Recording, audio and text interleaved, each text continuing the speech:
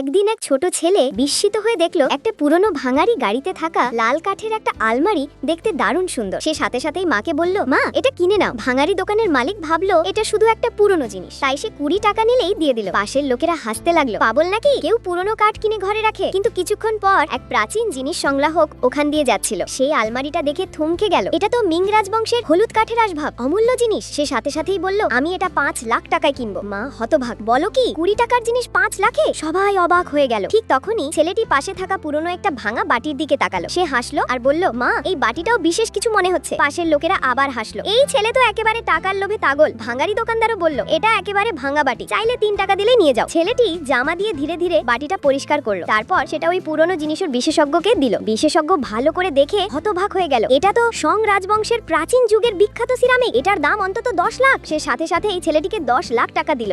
দোকানদার হতভম্ব, আমার গাড়ির সব জিনিসই তাহলে ধন? না না, আমি আর বিক্রি করব না। সে গাড়ি ঠেলে দৌড়ে পালিয়ে গেল।